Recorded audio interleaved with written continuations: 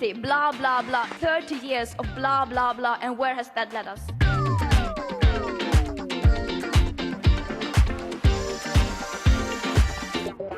Welcome to tonight's Meaning It. Tensions are rising as COP26 draws to a close with no pathway to avoid climate catastrophe. Of course, the COP process isn't like a boxing match where you can achieve victory with a quick knockout punch. It's more like a world championship sumo wrestling match, with one wrestler heaving his hefty opponent slowly back by a few inches, only to be pushed as slowly back those same few inches himself. It's a glacial process, frustrating many of the exhausted negotiators as much as it frustrates the protesters outside. Why does it have to be so slow? We all know the malign reason: the super-rich fossil fuel owners who push and shove to keep the oil flowing at whatever cost to the planet. But there is a good reason too: the need for careful plans for a socially just transition to a new kind of economy. My guest tonight is Simon Maxwell, who has spent his entire working life pressing for social justice in the global south through good development. First as the head of the world-renowned Institute for Development Studies in Sussex, UK, then as the head of the Overseas Development Institute, the foremost development research body advising governments around the world, and more recently as the chair of the Climate and Development Knowledge Network, and then chair of the European think tank group. As someone who's both a COP outsider and a COP insider, for example, he chaired some of the negotiations at the Paris COP in 2015, he explained to me step by step just how vital but how complex these negotiations are. So, Simon, what's your reaction to the COP so far? It's been a complete roller coaster of emotions, hasn't it? On the one hand, here we are, there's good news, there's the coal declaration, there's one on methane, there's another one on forests. There were those expectations that with everybody committing to net zero at some point in mid-century, we could get the temperature increase down to 1.8. So your spirits lift. And then on the other hand, when you start digging into all these pledges and looking in more detail, and you look at the timelines involved, then again your spirits begin to sink. And we've just published, UNEP has just published the update to its emissions gap report. I've sat on the steering committee of that for the past decade or so, and what that shows is that before COP we were heading for a temperature increase of 2.7 degrees based on all the pledges and commitments and plans that countries had submitted. A few came in late, so that number has come down by a little bit, but not nearly enough, and there's still a huge gap between what countries have pledged to do by 2030 and where they need to be in order to be on what's called the least cost pathway to 2 degrees or 1.8 or 1.5.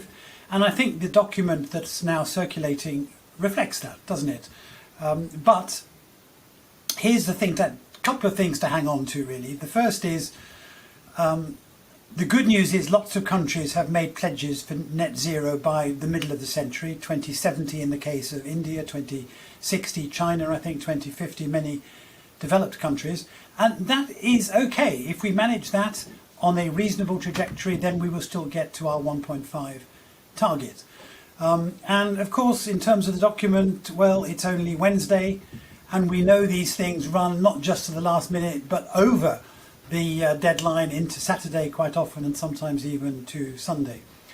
And if you ask me what is the one thing that I think we should be focused on between now and the end of the week, it is the date by which countries will come back with new pledges. These nationally determined contributions that countries were required to submit in advance of COP26, and some of them only just made it by the skin of their teeth. Now, the document says, let's come back in 2022. I've always thought 2023 was more realistic, but either of those would be a very good start, with more commitments for 2030, and as soon as we can, also commitments beyond 2030. And do you think they will? This is the thing. Do they mean it? Well, some do, some mean it more than others. I think some are committing to these great global pledges, but we haven't yet seen it in their national plans. And the criticism that's been made, of all the pledges around Boris Johnson's big four, the coal, cars, cash and trees, the pledges that have been made around those are very high level global pledges. Same is true of methane. And what we need to do is to see those translated into the plans that each country submits. And in the update to the UNEP emissions gap report, and indeed in the main report that came out just a few weeks ago, one of the points they make is that some of those are already priced in, already built into the plans countries have submitted. So what we need to do, of course, is to look for the additionality. What's new, what's additional. Now, if you look at the 2050 pledges, as I said, good news. 2050 net zero. If we can manage that at a reasonable cost, then we're on track to decarbonise the world economy. But a lot of those pledges are just rather insubstantial. They don't have the level of detail we need. We don't know which gases. We don't know what the trajectory is. And so those are all the decisions that need to be fleshed out. And they can be in the next round of nationally determined contributions. Whether they can do that by next year, I think, is a big negotiating point in the next 2 or 3 days. Could you tell us something about the BOGA countries? And that group seems to be growing now, Simon. Could you tell us why those countries have stepped forward to really focus on the fossil fuel industry, and which countries are not going to really want to go that way? Obviously, the countries that depend on oil or coal, like Russia or Saudi Arabia, or even Canada with their tar sands, are these countries which are so big and so powerful and have such vested interests, are they going to get their way rather than countries like Denmark, who are showing willing to move? Well, and you can add China and India to your list there. Look, I think this is a really interesting and difficult issue. If you're a country which has big development needs, as some of those do, not Canada so much, obviously, but China and India and many countries in Africa, and you need energy in order to develop, and as it happens, you have access to coal or oil or gas, then you need to think really hard about the steps you're going to take in order to develop without using those resources. We've seen in Europe how important it is when you think about the transition out of coal to think about the social costs as well as simply the energy transition. Germany, has something like 45 billion euros in a fund which is designed to compensate the coal mining communities and the coal mining regions, helping people to find new jobs, new skills, new industries that will replace the coal.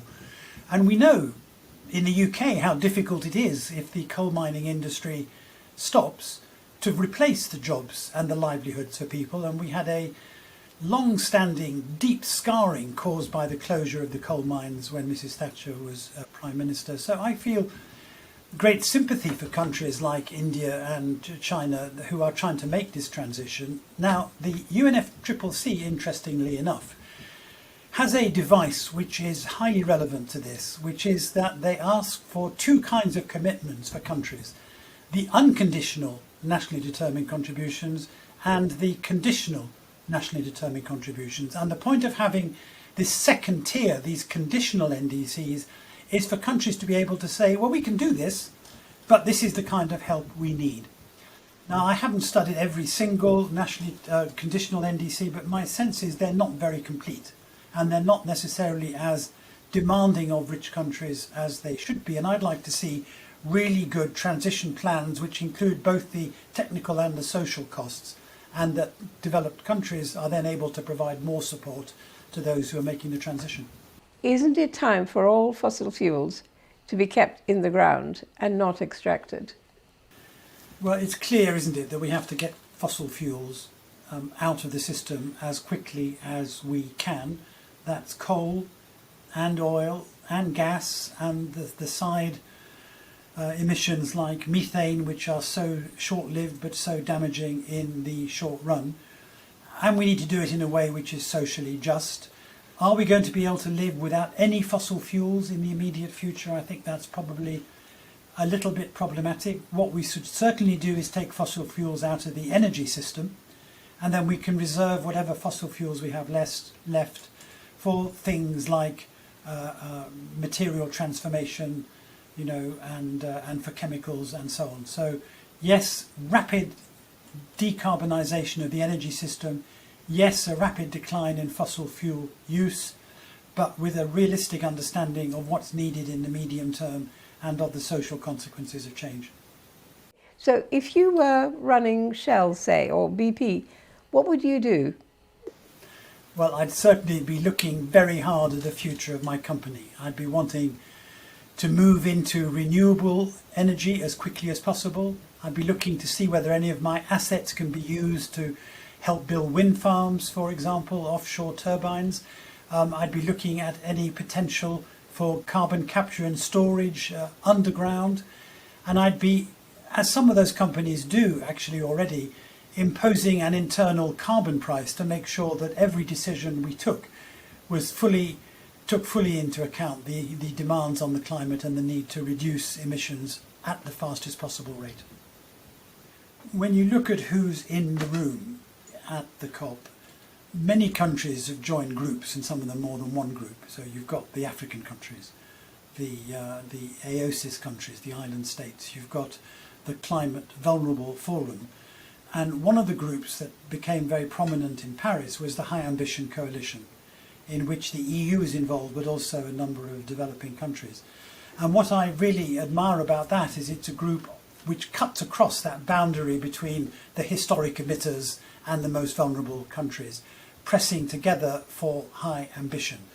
And they played a really key role in Paris in delivering the Paris Agreement, the commitment to well below 2 and aiming at 1.5 degrees. And they're still active now. They're active in the COP in Glasgow, and I'm sure they're behind some of the initiatives that we've seen coming through in the last 10 days or so. And that is the way in which negotiations can be most successful, if you can build alliances. You know, it's okay to have a pressure group over here calling for one thing and a pressure group over there calling for something else.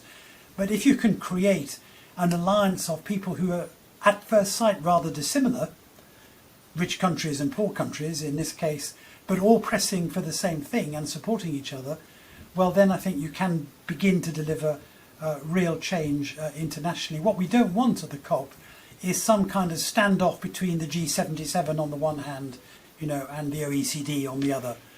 We need to be building bridges. And that can work because there is a common interest. It isn't in Europe's interest to have heating of 2.5 or 3 degrees, just as it isn't in the interests of the Maldives or the Marshall Islands.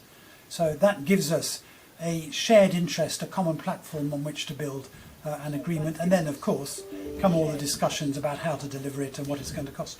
So then you have to look at those who do come in with less ambitious plans and possibly with a malign intent. And we can all think of who those might be.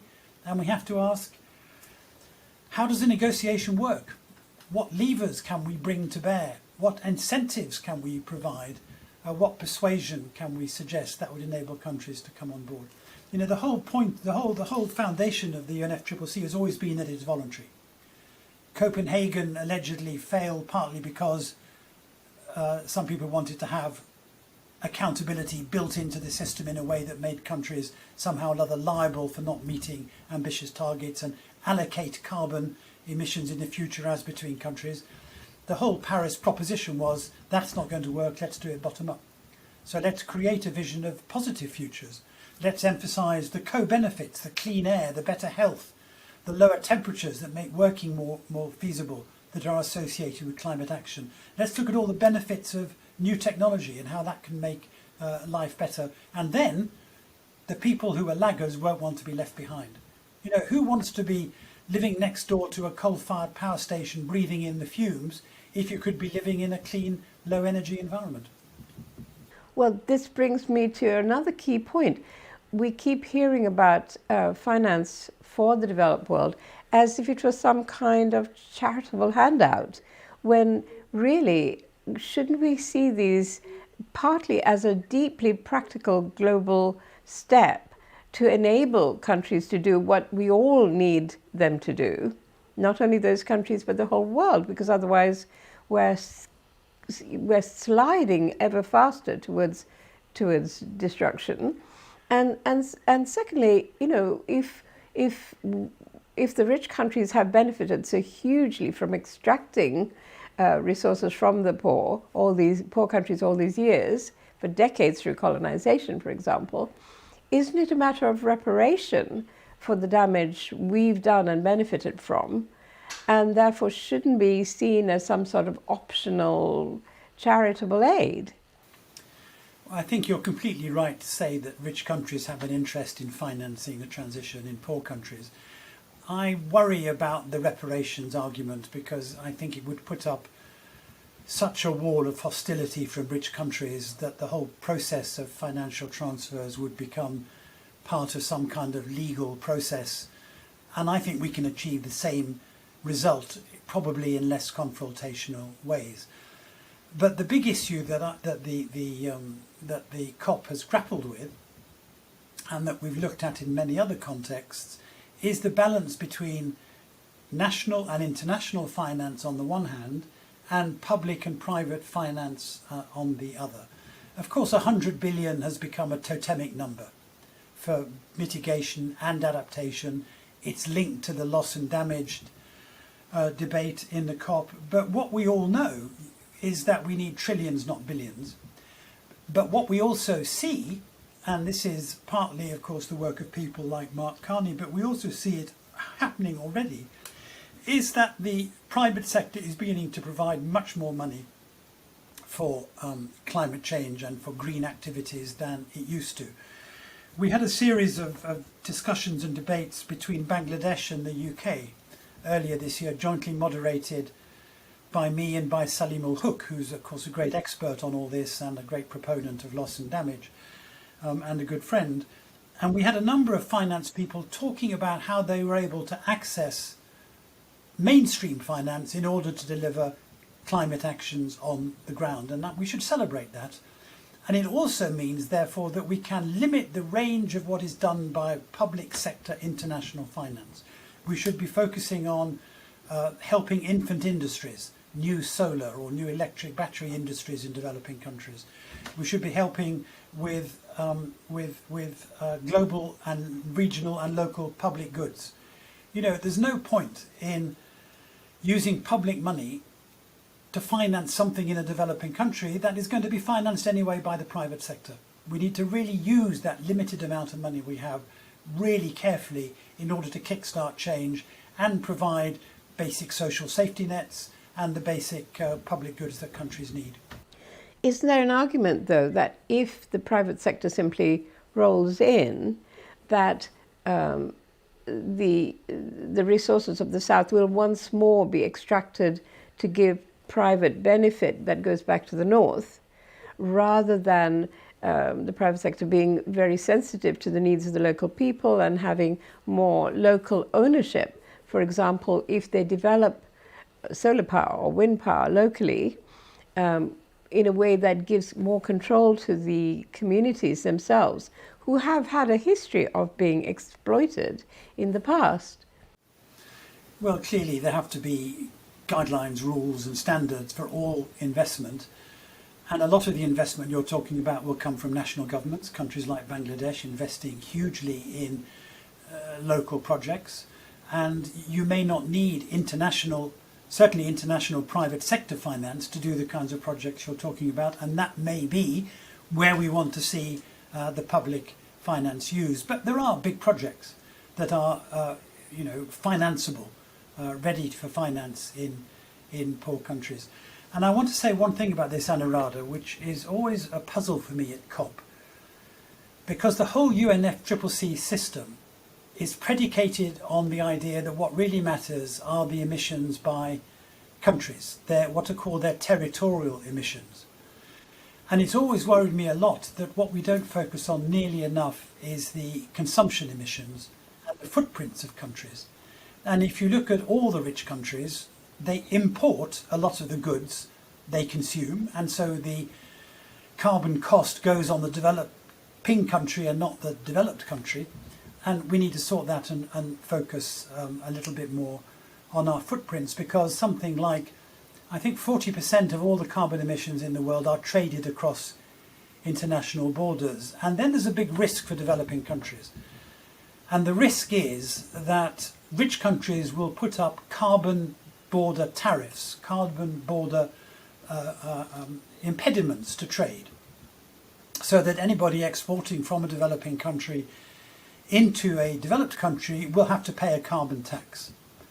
Now, that could be extremely damaging, and the thing to do about it is to invest really quickly in greening the supply chains and helping developing countries to have much greener industry in every sector, in their food exports, their mineral exports, of course, but also all their growing manufacturing exports. And what we can't allow to happen is that developing countries get left behind and become the source of high carbon exports to the rest of the world. It's certainly the case in the UK that our Prime Minister has boasted a lot about how much the UK has dropped its emissions, but what I hear is that a large proportion of this drop is actually, partly due to the closure of coal here in the UK, and partly due to outsourcing our emissions, just as you say, to China and other places in the developing world. Well, I think it's the case that something over 40% of the UK's carbon footprint is imported. Now, the imported carbon, embodied carbon, is also falling as countries begin to roll out renewable energy, for example. But it's still quite a lot. And the question then is that caused simply by us buying stuff from China? And some of it is. Some of it is caused by our increased income, and some of it is caused by increased population in the UK. So when I've looked at some of the research on this, it's not always the case that everything is due to just importing more stuff. But we do import more stuff, and I'm strongly of the view that individuals need to look at their behaviour. We need to fly less, we need to eat less meat, we need to buy less stuff. And the way I summarise this is we need to shrink, shift and shuffle. We need to shrink our total consumption. We need to shift between low and high carbon activities, travel by train, not by plane, and we need to shuffle our consumption within categories so that we're using low carbon options. Shrink, shift, shuffle, and we need to be accountable for our own carbon footprint, which most of us at the moment are not. So are you, on balance, optimistic or pessimistic, Simon? Look, I think we're certainly in a different place than we were in 2010. The emissions, not to flood you with numbers, but on 2010 policies, the emissions in 2030 were going to be 64 gigatons. Now they're in the mid-50s on current policies. So we've begun to bend the curve down if people deliver on the plans that they have promised. Not all have, but most have. And we can see that in countries like the UK, where we have a legal requirement to get to net zero, we have an independent body which sets targets, which sets a series of climate budgets, which we are meeting, where 1.5, which was a little bit of a dream in Paris, has now become the default temperature target in Glasgow. I think people now get it. People understand the urgency. People see the impact of climate, extreme weather events on people's livelihoods and well-being. So we're in a better place than we were in 2010. Have we done enough? Of course we haven't. But now we know what we need to do. We need to get these 2050 plans, which are in the right direction. We need to get them onto an accelerated path so we start to deliver more change between now and 2030 and then into the 2030s. Delaying into the 2030s is feasible, but it costs more. And we need to get a better understanding of how much that extra cost would be, because we don't want people building infrastructure which then becomes redundant. We don't want people with assets that they can't use in the 2030s. That's why it's so good to start early and get on with it. Here's one more figure for you, Anuradha. If we'd started in 2010, we would have been okay if we'd reduced emissions by about 2.5% a year. If we start in 2020, we need to reduce them by 7% a year. So every year we delay, the target gets harder to meet. But we know what the target is. So now, cash and cars and carbon and trees and all those other things that they talk about, that's where we need to really focus. And what is your particular focus going to be, Simon, in the next year? Because I'm sure we'll talk again at COP27. And what will you be looking at particularly, or will you be still working on this broad scale? Well, of course, I'm always interested in the development aspects of this because I'm not a climate person, I'm a development person. So I'm interested in how low-income countries can deliver a just transition which is consistent with the Sustainable Development Goals, which means they don't get frozen out of markets. And in all this debate about, the new future and whether or not we can sustain growth, nobody says ever that poor people need to be made poorer, that the people who are living below absolute poverty lines don't need to get up over and above those lines. So our clear focus for developing countries has to be how do they produce the plans and then deliver them which deliver both climate action and better incomes, livelihoods, human rights, political accountability, democracy for all their people. I've always thought the Sustainable Development Goals were a really good statement of where we want to get to, but not a very good roadmap. So now it's time that we start to develop that roadmap from now to 2030. And within the climate sphere, there's a couple of things I really want to work on. One is this issue of footprints. How do we get people to reduce their footprints? And then we need to really think more about this debate about how we measure progress and whether degrowth it does provide us with an answer or whether we can focus instead on environmental policy. And there's no question in my mind that, of course, this is a life and death issue for humanity. So climate action, climate change debates need to be at the heart of everything we do. Whether it's primary education or girls or anything you like, really, or pandemics even, climate action and building back better has to be at the heart of our future plans. Well, thank you so much, Simon. Anuradha, it's always a pleasure to talk to you. Thank you very much. At 7 o'clock this morning, the COP issued another draft text of its Glasgow Agreement, but it's desperately, heartbreakingly weak. It doesn't go anywhere near laying out a pathway to the 1.5 degree limit we need to avoid cataclysmic climate change. But it does mention fossil fuels. You may think that's obvious, since fossil fuels are the root cause of the climate crisis, but incredible as it may seem, this is the first time fossil fuels have been mentioned in a COP final text. So a huge taboo seems to have been broken.